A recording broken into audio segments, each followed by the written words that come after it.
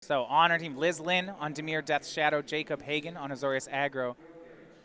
Opponents, Joshua Everly playing Grixis Delver, and Ian Bosley on Sultai midrange.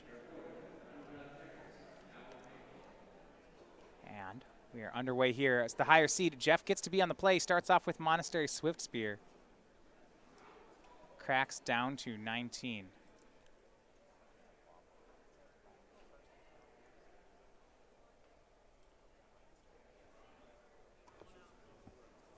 Oh yeah, swings in Ryan 19. Now Ryan starts with a bauble.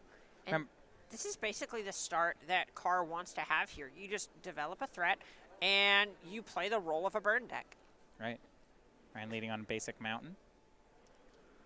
A second Swift Spear is the play from Bosley. Attacks in for 2. Now looking at removal, Ryan has 4 lightning bolts, and I guess 3 gut shots. So those don't really count as removal here. This is definitely the Taylor Swift Spear. I don't know about you, but I'll attack for 2. Post-combat, we see Skewer the Crit. Actually, we see Skewer the Critics to put 2 cards off into exile, and Manamorphose and Gut Shot. How about 2 cards that don't cost mana? That's pretty nice. Light Up the Stage is a pretty good card, if you ask me. Yeah, lights up 2 free cards. This is so much damage next turn. Especially from these Monastery Swift Spears, Carr knows that he just gets to cast a ton of spells, and we see that Monastery Swift Spear is the primary game plan, rather than having something a little clunkier like Runaway Steamkin that might have, say, a higher ceiling. He just wants to get onto the battlefield and be able to start playing spells on turn 2. The first thing I was thinking was whether it was possible to counter the Manamorphose on Ryan's side, and he's not playing any cards like Is It Charm. And that's actually, I like that about the deck. But it means that he's this damage next turn is unavoidable, it feels like. Yeah, this is going to be a lot. Ryan really needs to do something about these Monastery Swift Spears. Ryan's second land and passes. Bedlam Reveler, the draw for Carr. That's pretty good with some free spells. Starts with Manamorphose, makes double red. 1 prowess trigger. That's what the die is tracking as he draws a card. Is that another Swift Spear? Oh. Okay. Third Monastery Swift Spear, 1 mana floating. It's a pretty okay use of mana. Now he will... Gut Shot. Okay, he uses the mana to Gut Shot. No, he does not. He pays 2 life for it, goes to 18. 1 damage upstairs. Yeah, Ryan doesn't have 3 anything prowess on the triggers. battlefield, so why wouldn't you just pay some life here? You're already the aggressor in the matchup. Right. Now, Ryan does have removal, so Lightning Axe will pitch Gut Shot. So Ryan goes to 16. Right now, the Swift Spears are 5 damage. And because... Oh, wow. Because that Gut Shot, skewer the critics. Good grief. Oh, it's a lightning bolt. Skewer and lightning bolt, that's 6 more damage. And this is an attack for 9. And Ryan's dead. Oh. That was an entire game of Magic, Matthias. That was turn 3 out of a that races my combo decks. I know we joke about totally fair things from Manamorphose, but all things considered, that was fair. Wow, he just did burn things. It's really surprising that this deck is 6-15-0 right now. We see Carr over there. Yep, business as usual. This is a player. Okay, that was. Let's look at the sideboards. Whew. We see a nice one over there for Ryan Overturf, and it feels like the feeling that he's going to have in these sideboard games as well. Life goes on. Yeah, you know, sometimes mono red turn 3s you, but really that is a card that matches up very nicely against Lava Spikes. Right. All you're trying to do is gain some life, buy some time, and then you also have things like Spell Pierce, which is going to be huge against Light Up the Stage, and then Dispel is something that can also check some number of the instants in Carr's deck. This is going to sound a little silly, but just countering a Manamorphose would have thrown off that entire turn. Yeah, you see, I mean, Spell Pierce has always been great against burn decks, right? Exactly. Yeah. Now, Life Goes On, if you're not familiar with it, it's a 1 mana green instant, gains 4 life. If a creature died this turn, Ryan gains 8 life. 8 life feels like such a game changer in this matchup, but how easy is it for him to trigger it? Well, he has his lightning bolts, and he has some lightning axes in his main deck, and he's looking to likely bring in this one out of the sideboard by just upgrading some of the other cards in his deck. You want to cut some of the slower pieces, maybe some other just cantrips that you don't have time to cast, and things like Gut Shot, where you pay 2 life to, basically what you get out of it is, congratulations, you have paid 2 life. Right. Now, if you haven't had a chance to check out the weekly sale, we do have our sale still going on. Hundreds of new singles added each week. So make sure you check them out. This evening, there's still time. StarCityGames.com/sale. Love Skullbriar. So glad that one's getting some love on the weekly sale. Yeah. I like Allurin. I know that's going to be surprising. Oh my goodness. Yeah, out of these four, that's the one that potentially makes 1 million mana. I don't know if you're much of a commander guy, but Skullbriar is a card that the first time someone played one against me is when I realized just how powerful it was. I saw and thought, oh, that's a quirky mechanic, and then someone played one in a sort of feast and famine, and I just went, I get kicked out of commander games. Yeah, I understand why. You're a jerk. It's not your fault. Sometimes you'll say what you're doing isn't particularly fun. Can you believe you and my commander philosophy is very similar to your normal game philosophy. I just want people to play for a long time. Yeah. But I try to actually let people play with their cards, Matthias. No, well, I have some decks that do that. I think the last one I built, it was a Patron of the Kitsune deck, and all it did was gain life and really disincentivize people from attacking. So, no, but you have to let people attack. Okay, well, that's an action. They can attack each. Well, the Patron you gain life whenever any creature attacks, no matter who it's attacking. Ooh. You just hang out. You just gain life. That is nice and miserable. That's right up your alley. And then we just, cast Fog every once in a while, or Holy Day. I would say, I don't think you're casting. Holy Day or Festival. Ooh, that's a good one. There's a lot of Pollen Lullaby. Pollen Lullaby is a Matthias card if I ever heard one. If you attack me, the creatures might not untap. You should attack another person, and then they do, and you're like, I'll still gain the life. This is nice. We're having fun. All right, so we saw Ryan's sideboard. On Jeff Carr's sideboard, see what he's put together. Clearly, it's been working this weekend. The card I want to look at is the 4 copies of Dragon's Claw. Now, it's insane. It's excellent against burn decks. Right. Is Ryan enough of a red deck for him to do something like this? I'm under the impression that the Izzet deck is, realistically, its payoff cards are mostly the burn cards. So the cards of substance are your lightning bolts, and then Thing in the Ice, Crackling Drake, and Arclight Phoenix. Right. But everything else that you're spinning your wheels with, these are the spells that Ryan's going to be casting more of. The cantrips, the Serum Visions, Thought Scour, Faithless Looting, etc. Most of those cards aren't really red. I know Faithless Looting is literally a red card, but Metamorphose is a red card. literally, yes. Yeah. But realistically, Overturf swings are going to be for such big chunks of damage that Dragon Claw's probably not going to undo them. And we saw how good Carr's deck is when it just fires on all its cylinders. Right. You don't really want to dilute that game plan very much. When your games look as good as Game 1 did, you don't want to sideboard too much. Exactly. The big thing I'd be looking to bring in on Carr's side of the table is basically Rending Volley. It takes out Thing in the Ice. It can't be countered by Spell Pierce and the like, and it also takes out Crackling Drake. Yeah, you have to think that a card like that was in his sideboard for this matchup. Now, Ryan's deck, rather than being Crackling Drakes and Thing in the Ice, he has 1 Crackling Drake. It's a traverse target, but he still has the 4 Thing in the Ice, and that's enough to get the card? Yeah, exactly. It's a situation where Carr doesn't want to dilute his game plan very much, but he wants to kind of cover his bases on things that just punk him out of a game. And Thing in the Ice and Crackling Drake are the cards that are far more likely to do that. So Arclight Phoenix is realistically, over the course of a couple of turns, going to take some time to kill. And more than likely, Carr can just race that. It's the things that attack for chunks of 7 or more damage that Carr needs to keep off of the battlefield. Yeah, I guess on that Dragon's Claw, more to the point, I can believe that it's a 2-mana gain 10 in this matchup, but I don't know if a 2-mana gain 10 is actually something Jeff wants. Yeah, you don't really want to be spending your second turn on that, and you're incentivized pretty heavily to cast it as soon as possible in order for it to see more spells. But if Carr is already the aggressor in the matchup, you can't take a turn off to do that, or you run the risk of just putting Ryan in a position where he can develop a threat and then answer a couple of Carr's development cards and put the game away. They're both Arclight Phoenix decks, and both have Surgical Extraction in the sideboard. Do you think either player is interested? It's probably something you bring in to cover bases, but it's going to come down to how much they're actually trying to dilute their own game plans. Yeah. Overturf is more interested in it than Carr is because Overturf's deck is just a bunch of air, and he just needs to make sure that he's doing more to not, quote-unquote, just die. But Carr then is again, so Ryan- much faster that he wants to just try to kill Overturf. It's hard, right? Because it is an effect that Ryan might be interested in, but he's also not a deck that has black mana, so you're paying 2 life against a Lava Spike deck. Hey, Manamorphose makes black mana. He can do that. Oh, that's nice. Standard result.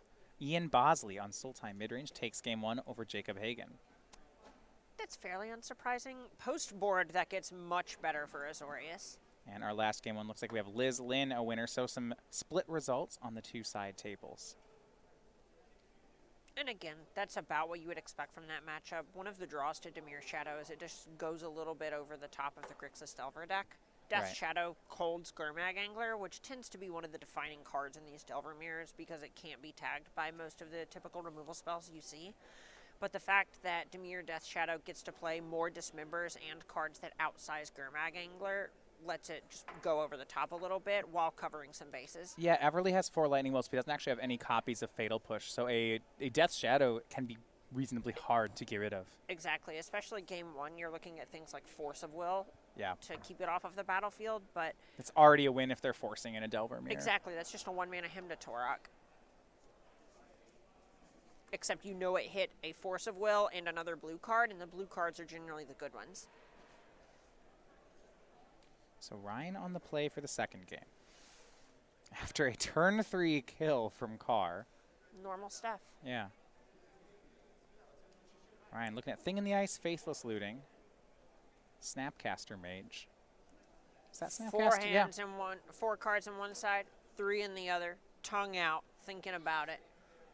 All right, is this a finals win in open in hand or a finals lose in open in hand? Oh, Liz looks like that's a finals win in open in hand if I ever saw one. For those who don't know and follow Ryan on Twitter, Liz was the other Junderdome competitor. Oh, they are both Junderdome finalists. They both competed with Jadine Klemperen's officiating the entire affair for the most hideous eagle chalk drawing you've seen in your entire life, and I could not be happier to have it out of my house. I think my favorite part is that both of them had significant others on Twitter cheering against them because the winner won the painting, and they actively didn't want to see it come home. Oh, that is true. It was very nice because no matter who won The bracket. the painting left with him. Yeah, you're in the best spot. You win no matter what. It was perfect. I got to live tweet all of it. We get to change the subject with a game of Magic. Everything's great. Ryan starts off with Mishra's Bauble on an island and passes. Now, there are Spell Pierces in the board, so has some possible play, but it's a creature to start from Carr, Soulscar Mage. Oh, it's a 1-lander. Oh, those are good hits. Ryan. End step Thought Scars, and he passes. And that was you saw him do that thing 4 and 3. That's what he was looking at Liz about, saying, hey, do we want to risk the tournament on this? And she was in. Hand. It looks like there's gotta a few Thing in the Ices, a Manamorphose. There's a lot going on here. Yeah, Ryan knows these kind of matchups. It's when your opponent is experienced and keeps a 1-lander, you have to assume that when they hit, it's going to be very good. Exactly. So this is the spot where you're not risking, they have thousands of dollars on the line here.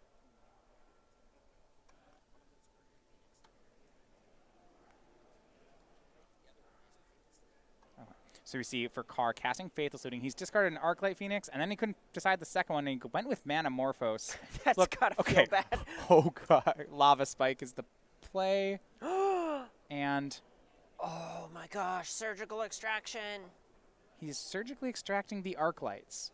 Maybe that was a bad hit on Thought Scaler. And he's putting a lot of priority on this. Against an opponent stuck on 1 land, a lot of times you'd want to keep the Manamorphose to push more damage, but to keep the surgical over it shows a lot of strength. Right, and also the idea here is if you're under the assumption that Ryan Overturf, who's someone he's no slouch, right? Yeah. You know, we're obviously building him up because we know him, but he's not bad at Magic. There's a reason he ended up in this final. He's not going to keep a 1-drop in the finals of an open tournament. Right. If it isn't powerful. So Carr's assuming that... You think these Arclights might start coming back. Exactly. If he thinks Overturf is a strong hand, then he Sure. wants to do whatever he can to do this before Ryan can untap and possibly have a Spell Pierce or a Dispel available to turn off this Surgical Extraction. Now, Soulscar Mage is currently at 4 power. There have been 3 spells cast this turn. So the Arclight is going to come out of Carr's graveyard as well. Ryan, Serum Vision, 2 Thing in the Ice. Looting, Snapcaster, Lightning Bolt, and Manamorphose. But he's taking a ton of damage again. Here's Phoenix and Soulscar making 7 damage. Ryan is down to 10.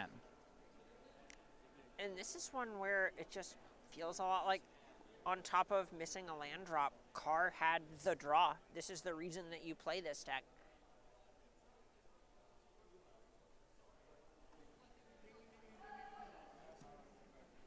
Oh, that was a Life Goes On. Oh, no. Okay. That is not a No, he castable can't Life cast Goes it. On.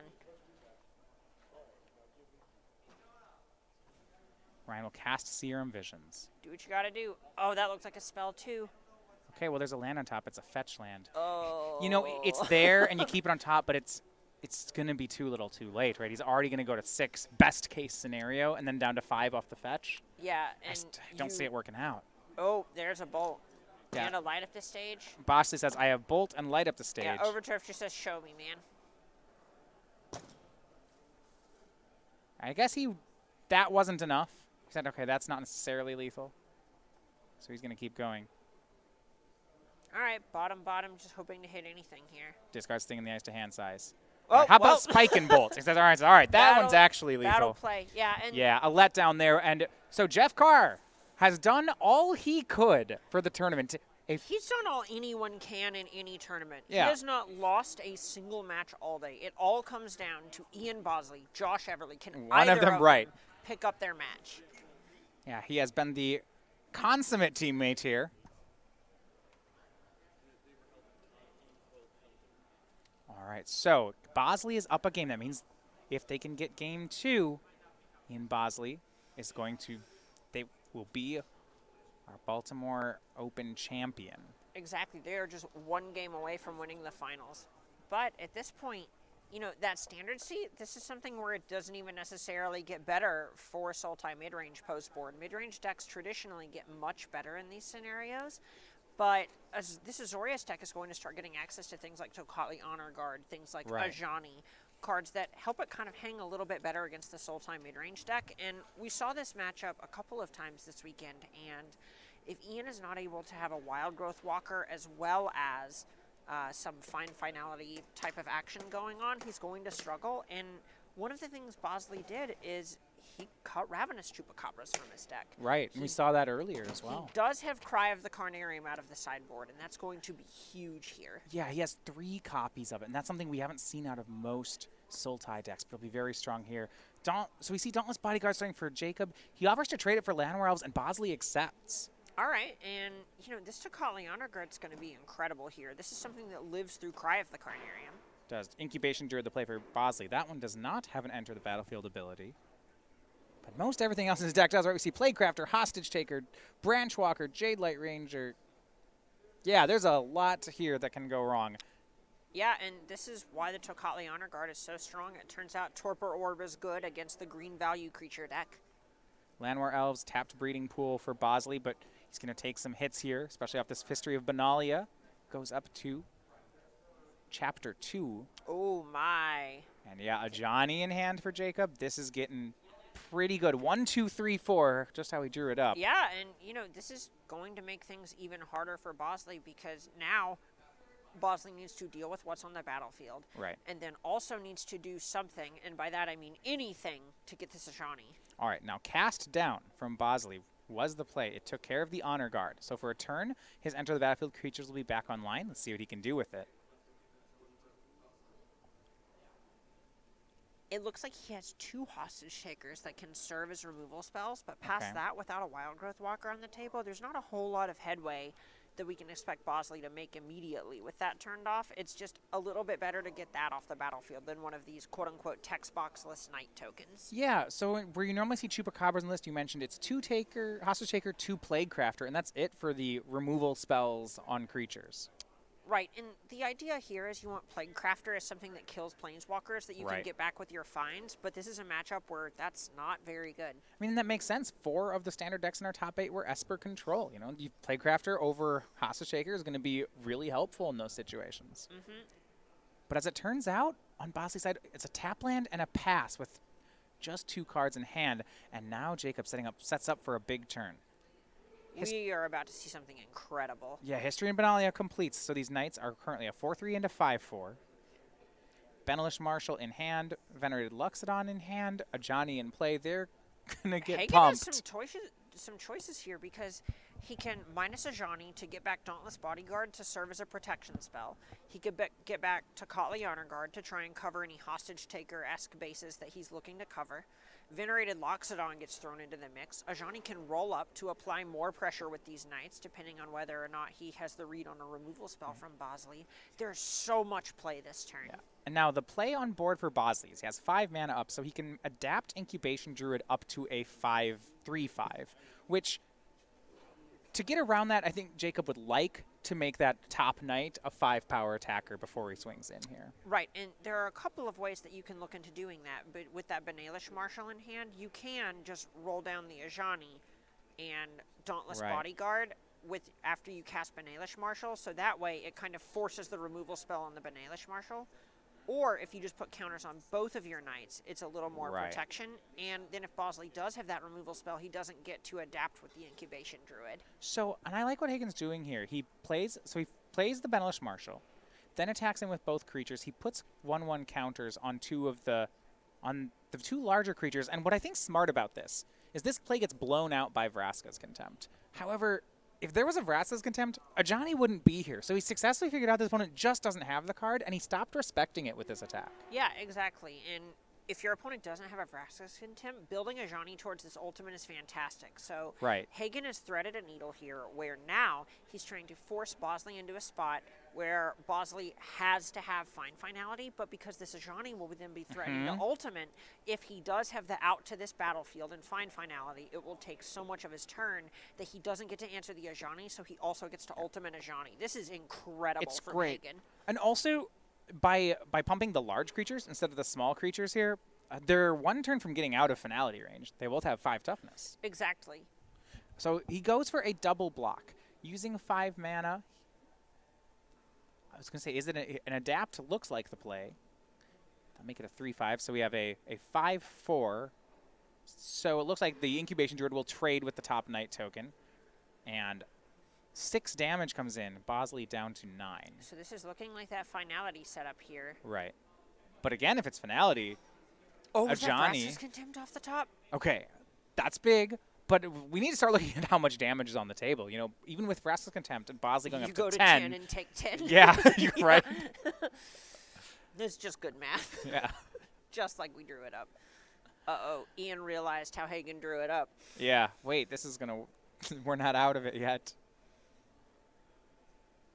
Not to mention, blue and 1-up, how much, if he can even respect Disdainful Stroke? Probably not at this point. Exactly, and Stroke is just such a strong card against these... You know, clunky might be a little harsh, but these kind of clunky green mid-range decks. There are a lot of expensive cards there. A lot of things that cost 4 or more. Exactly. They kind of want to just clog up the battlefield for a while and then play some big spell that takes over the battlefield. And Disdainful Stroke punishes the big spell lines.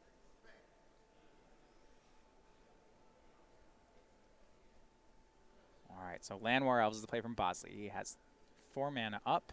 That's a chump blocker. Going to main phase.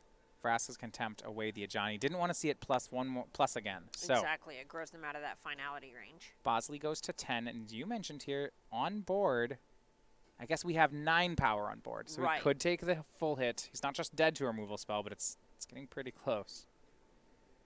Is that It is a Venerated Loxodon in his hand, correct? It looks it's like it's a big deal if it is, because right now his board is a pair of 4 toughness creatures. If he can get them up to 5 toughness creatures, his board is a lot safer. So it's a strange spot where, okay. So he just swings the It's Knight token. That's got to be Loxodon. Otherwise, the Marshal would be there, right? Exactly. And yep. He wants that 5th point of toughness on both creatures to keep them out of finality range. So it's a real heads-up play. It has been such a treat watching Hagen Yeah. today. He seriously is just so impressive. This is so good. Back over to Ian. He's going to cast a Jade Light Ranger. Draws him 1 land. Draws him 2 lands. Drawing 2 cards is nice, but that's not the... Oh, did you Not see the that 2? Cry Yeah. of Carnarium in hand? Yeah, and he'll pick up the lands. So Jacob Hagen on the board. Going to head to 3. Pretty good, pretty good. All right, well, I drew my hate card. I kind of got to do what I want to do, but it was not close to good enough. Hagen has just been... He has been running a master class with this Azorius aggro this weekend.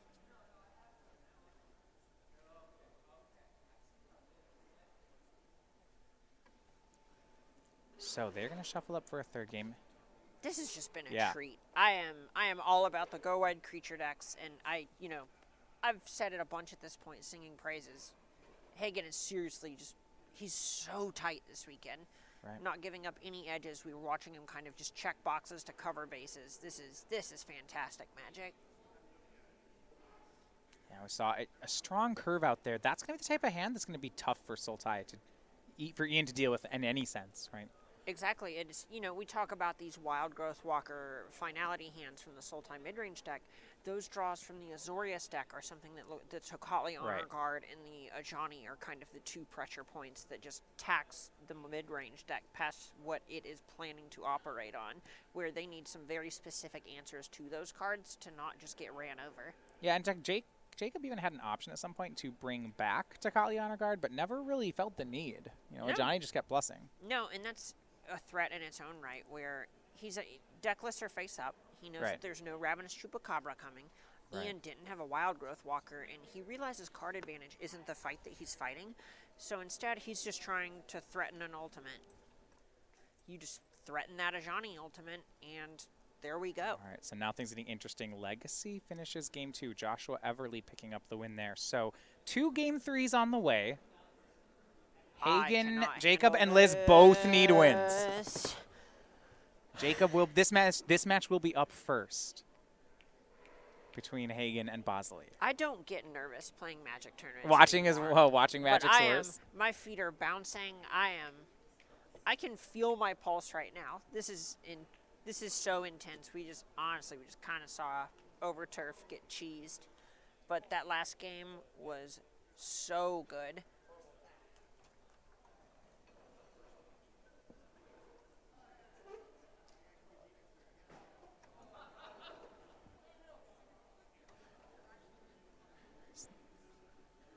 So, all right, Bosley's going to be on the play here for the 3rd game. And that's going to be helpful. These 3 Cry of the Canariums, that was out of his board. That could have just completely changed the texture of the game as well. Just being on the play last game. Remember how he had that turn 1 Llanowar Elves, but then had to trade it off immediately? What if he got to use it for mana on turn 2? It feels like because Ian has built his deck in a way that he has a lot of game against control and giving up some points against aggro, he sideboarded more heavily for this matchup. 3 Cries is a lot. Exactly. This is something where he was under the impression he would be playing against more of the white deck than he would be playing against the red decks. Right. So built his main deck to beat control, built his sideboard to address this matchup, but it hasn't gone that way. Game 1 was the one he won. He just not picked up the first sideboard game, but he gets one more chance at it. Both players keep on 7. Breeding pool to start for Bosley. For Hagen, it's Legion's Landing. With no Llanowar Elves to start off the game for Ian, Hagen has to be careful. That is 2 not black sources. Okay, on you're Bosley's right. side. There's no Cry of the Carnarium coming until turn 4 at the earliest. So the Vampire token swings in. Adanto Vanguard, thinking about joining it. Or is it Tocatli Honor Guard? Jacob asks, and they decide it's Honor Guard. There's not a black source to punish it. Right. This is the spot where, maybe you just want to watch something. Oh, wow. You might just want to watch something like Plague Crafter. So, and here is a first sign of weakness. Not only does Ian Bosley have a Branch Walker being turned off by the Honor Guard, but he does not have a 3rd land. Trades the 2-1 away with this token. We're about to get all 3 matches out of this. We might be calling it a little bit early here, but this is very bad for Bosley. Well, it's an interesting one. So Bosley, you have to figure that Branch Walker was a top deck. Because on turn 2, we played a tapped Breeding Pool. And no hit on this turn. And things are these Azorius decks mono white decks, they punish this. It's a swing, a transform into a Danto the first part. The attack is for 4, and I don't think Jacob's with not even a single black source in play. I don't see any reason for Jacob to hold back here. No, absolutely not. We're likely just going to see him play as many cards from his hand as he can. Just try to put the pressure on. History of Benalia from Hagen. That's his 9th permanent. Is that his 10th? Ooh. City's Blessing? 1, 2, 3. Oh, okay, now he has City's Blessing. Likely just For Legion's attacking to Landing. go ahead and get that attack in pre-combat Right. to try and go ahead and ramp, mental shortcuts and all that, and realizing he just missed 3 points. It's been a long Yeah, day. well, he'd lose the second Legion's Landing by doing that, but that's probably fine. And Yeah. it doesn't matter. Bosley still misses land, and he shakes hands. So Jacob Hagen takes the win, both sideboard games with Azorius. Now the match is even up at 1 match apiece. So Liz trying to get the win for her team on Jeff's side. He's just saying, come on, guys. I need one of you this round. Oh, yeah. And I am... And this has been the struggle, right? Oh, for Jeff. Just, all right, Go, all right. Please, Guys. don't you do this to me. Don't you do this to Right. me. And remember that it's been a struggle. Their team isn't undefeated in the tournament. No. Their team has... Well, they have 1 loss. I think they have 2. They have 2 losses. You have 2 losses. Yeah, they were one of the first teams to draw in. But Bosley finishes says, yeah, okay. He has all these cries of the Carnarium in the deck. But that's not going to work. Yeah, it's hard to imagine having that many copies of the card in your deck and it not coming up, but the way that the draws lined up, the way that Hagen was able to prioritize getting things out of finality range, it never ended up happening. Yeah. So let's look at the matchup. They're going to game 3, and it looks like there's been a short break. We'll have Liz back here. So Dimir, Death Shadow, and Grixis Delver. We are in the post-board games. And so we're going to be looking at things like Diabolic Addict, because that's just a big removal spell. And you could be looking at something like Liliana the Last Hope if you're expecting things to get a little bit more grindy. Same with Snapcaster Mage, just because it's a way to flash back your Diabolic Edict. It's things that just turn your sideboard bullets into better cards. But a lot of what we're going to be seeing from Josh Everly is just trying to go under what Lynn is doing and kill her before these Death Shadows come online. Bitter Blossom is something else that's just going to be such an incredible player here out of the sideboard. Biggest reason for that is this: you, instead of taking chunks of 5 or more from Death Shadow, you're just going to be taking 1 a turn.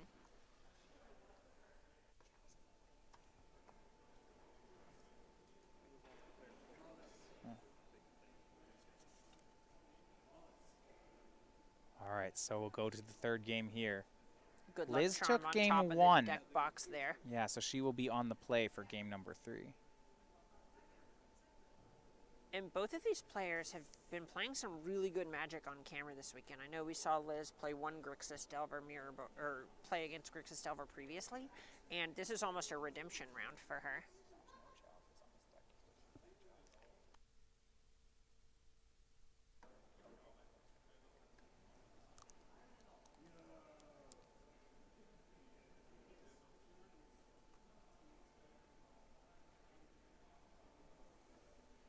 All right, so Joshua on the play now, consulting here. With all hands are on deck for this.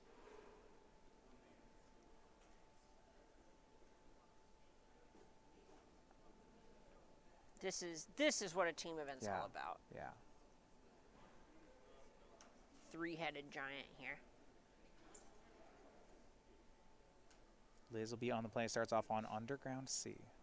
That's not the blue-black duel you expect to see out of this deck. Which is pretty great. Which is weird to say in Legacy, but here we are. Sea is a 1 of, Watergrave a 4 of into Dimir, Death Shadow. And now we'll get a look at the hand. Thoughtseize targeting Liz. And she's going to brainstorm a response to hide some cards from the hand. Looks like Force of Will has been kept in here. Right, and that's much better for the Shadow deck than it is for the Grixis deck. And the reason for that is there are some cards that you just don't have any other way to answer. You need to be able to tag things like Bitter Blossom, or they will win the game by themselves. Yeah, unlike with Modern Shadow, there's nothing like Team or Battle Rage to pump through chump blockers. Exactly. That and True Name Nemesis are just cards that you're kind of cold to otherwise. You can Diabolic it to True Name Nemesis, but Bitter Blossom, if it resolves, you are in a lot of trouble.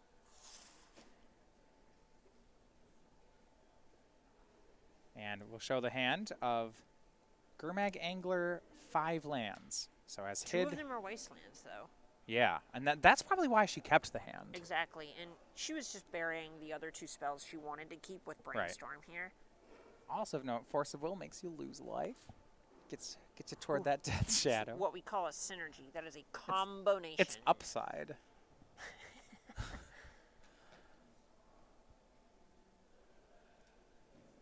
So now Everly knows there's not going to be... The first few turns of this game are going to be Wasteland checks coming from Liz. You know, how many lands in your opening hand did you actually keep? Well, it looks like there's at least one more in there, and with Everly knowing that it's coming, he's not incredibly likely to just jam. And she's going to reanimate Gurmag Angler. First takes care of the Underground Sea to not get dazed. Takes 7 damage to make a 5/5. And there are not a lot of ways for Grixis Silver to check this, This is especially nice. on one land. Diabolic Edict is one of the cleanest answers to the fish in the deck. Now, best land that could be played there for Joshua is a fetch land, which he's not going to crack here, as he knows there's a second wasteland waiting. Exactly. And Liz's hand, both players know, is just lands. Right. Maybe plus 1 mystery card. We know it's a Force of Will. Exactly. And you don't want to play out the wasteland if you're on Liz's side of the table, just because you don't want to expose it to an opposing wasteland. Right. Back to Joshua we go. He took a hit for 5. Now he has a fetch land here, so if he has that Diabolic Edict you're talking about, then he can cleanly answer this Angler. So, plays a second land. That's Volcanic Island.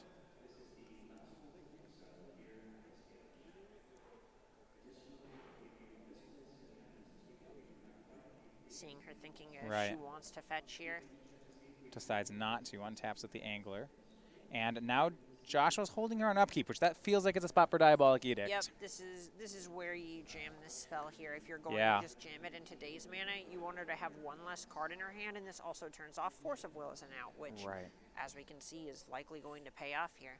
A big risk here by Everly, but it pays off. She does not have a counterspell to protect the fish. And that'll be it. She draws, I believe, Dismember for the turn. She does get to tag another one of his sources of mana. Right. She'll go for choosing... I'm going to take on this. Goes with the Underground Sea, cutting off black mana. Change it back over to the Volcanic. Yeah, and so it's sort of, the heuristic is you want to target the same one each time, because if you target, say, you know, Everly only has... He actually has 4 Cs, Four Cs. All right, more traditional lists have 3 copies. And here is Bitter Blossom. You said this card is pretty unbeatable. It's one of the reasons Liz keeps in Force of Will. Now, she has the Force of Will, but I don't think she has the blue card to go with it. No. So this resolves. So how unbeatable are we talking about? Imagine beating it. All right. All right, don't just say all right. You can't imagine beating this. You're lying. Okay, you can. It's that unbeatable. It is stone unbeatable. At this point, you're likely looking for something to the effect of, like, if there were Ratchet Bombs out of the board, it's possible she can check it with Liliana Last Hope if she has that in her deck. Right, there's 2 copies of that in the sideboard. She has her own Bitter Blossoms in the sideboard. Right, and that's something that can check it, especially since they're at similar life totals, but Death Shadow is one where if you don't have the deck's namesake, your cards don't play as well. Just because all of your cards are paying a bunch of life, and that makes their Bitter Blossoms slightly better as you're at a lower life total, so you will die before your Bitter Blossom will kill you before theirs kills them. On this board, it's close. Both players are at 11. Liz still looking for more cards basically at this point. Her Hand of Dismember and Force of Will not doing too much. Dig and dig and dig and diggity dig.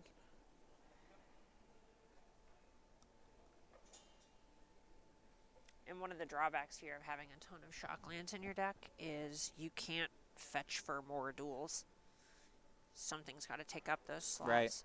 Death Shadow, the play from Liz. She is at 10, so this is a 3/3 at the moment. Has an uncracked fetch land as well, in case something like Lightning Bolt shows up. And This Joshua. is something that can keep the Bitter Blossom in check if the Death Shadow just keeps attacking and Carr doesn't have another way to deal damage to the Shadow. Yeah, that's one way to answer, right? If the Death Shadow is big enough that Joshua can't deal, right? He's just chumping every turn starting now. Right.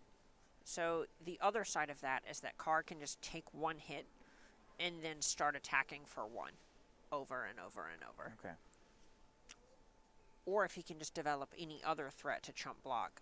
A second Bitter Blossom. Now, a very powerful play from Everly. I've seen these. This is always a risky play, though. 2 Bitter Blossoms asks a lot. This is playing with fire. Right. And there's a point where, you know, we see this Dismember hanging out in Liz's hand that could end up being a liability, but there's a secret mode on Dismember. It's just 3 mana. 3 mana, kill a fairy token, deal a bunch of damage to your opponent, watch them die to their own Bitter Blossoms. And that's something she can set up for here, right? She has the land this turn. What if you just go fetch shock to 7? Right. Untap. Dismember. Do you go to 3? Likely, so you go to 3, 8 your opponent. Or no, you go to 3, 10 your opponent, and then their Bitter Blossoms kill them. Okay, that way, that's just a line that's lethal right now. Exactly, so we don't even look at this secret mode Yeah. on Dismember. This Bitter Blossom was a huge liability. If It looks like they Liz figured it has out. that Dismember, right? That could be it. Oh, wow. And this is a spot where the second Bitter Blossom isn't even the thing.